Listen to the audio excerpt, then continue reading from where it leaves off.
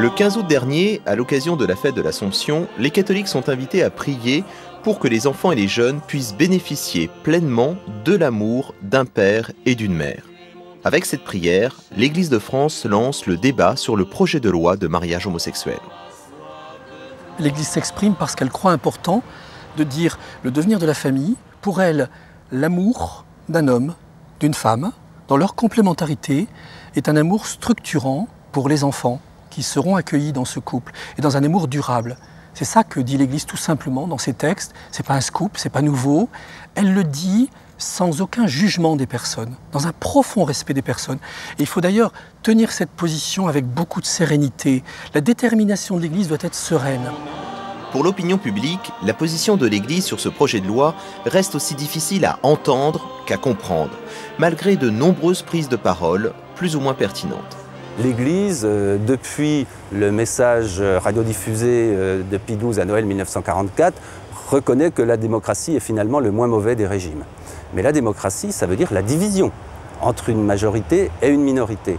Or, le souci primordial de l'Église, depuis l'origine, relire l'évangile de Jean, c'est l'unité.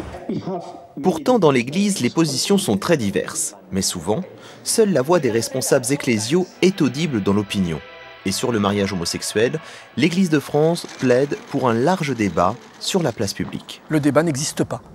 Il est trop rapidement occulté. On nous annonce évidemment qu'il aura lieu au Parlement. Certes, les parlementaires vivent une représentativité tout à fait respectable, mais ce n'est pas qu'au Parlement que doit se vivre ce débat.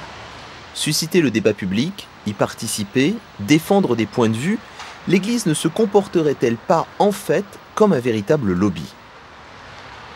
L'Église n'a pas d'intérêt particulier à défendre. En revanche, elle a une doctrine, un corpus doctrinal, qui est la doctrine sociale de l'Église, et elle défend les points de vue qui sont exprimés par l'ensemble de la communauté catholique sur un certain nombre de points de doctrine, qu'il s'agisse de la politique en général ou d'un certain nombre de problèmes de société, voire de problèmes économiques et sociaux.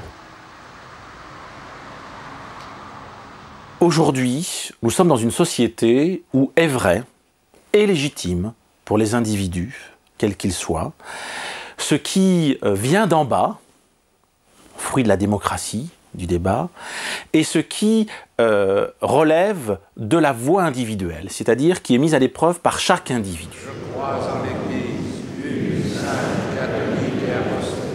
La difficulté, c'est qu'on le voit, l'Église, elle, a une autre conception de la vérité et de la légitimité.